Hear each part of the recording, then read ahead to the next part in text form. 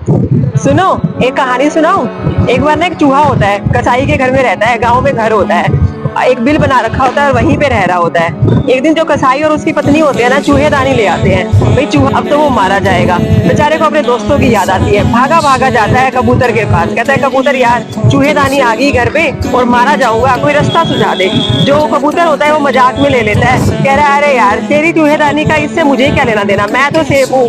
मुझे तो कोई, मैं अगर कोई ऐसा होगा भी तो मैं तो उछल के बाहर आ जाऊंगा, मुझे तो कोई नुकसान है नहीं। और उसको कोई भी रास्ता नहीं बताता।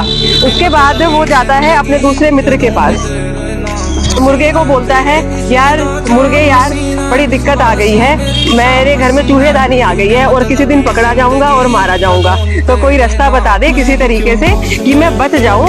तो जो वो मुर्गा होता है कह रहा है अरे मैं क्या रास्ता बताऊं, मुझे क्या फिक्र इसकी, अगर मैं तो कभी पकड़ में आ गया मैं तो ऐसे पंख झटकाऊंगा और निकल जाऊंगा, मुझे कोई फिक्र नहीं है। अब बेचारा बहुत निराश हो जाता है, फिर जाता है बकरे के पास, कहता है बकरे यार कोई रास्ता बता दे, बड़ी मुश्किल में हूँ, कसाई ले आया है चूहेदानी, मारा जाऊंगा। तो बकरा कहता है अरे तूने मेरा साइज देखा है, मैं इतना बड़ा हूँ, मुझे तो कुछ नुकसान है नहीं, तेरी प्रॉब्लम है तू खुद सोच। तभी अपना जो हाथ है वो पीछे कर लेते हैं। चूहा बड़ा परेशान होता है। तो उसी रात को क्या होता है कि चूहेदानी के अंदर से आवाज आती है खटक। तो उसको लगता है कसाई की घरवाली को अरे वाह चूहा फंस गया। वो जैसे ही जाती है तो उसको पकड़ने की कोशिश करती है, लेकिन उसके अंदर होता है जहरीला सांप। तो जहरीला जो सांप होता है वो एकदम से उसकी वाइफ को जो है वो डस लेता है।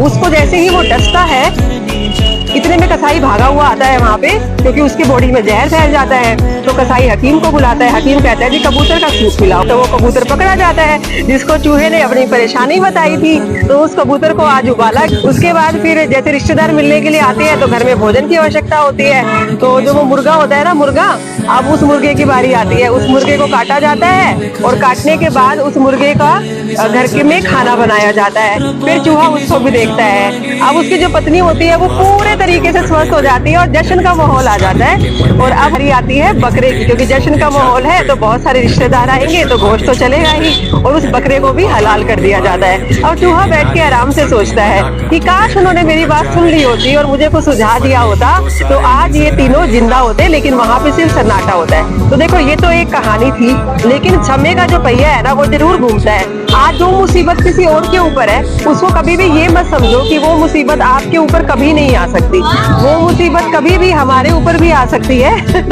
इसीलिए हमेशा अगर कोई इंसान आपके पास किसी भी उम्मीद से आया है और आप उसको कुछ अच्छा सा सुझाव दे सकते हैं तो उसको जरूर दीजिए।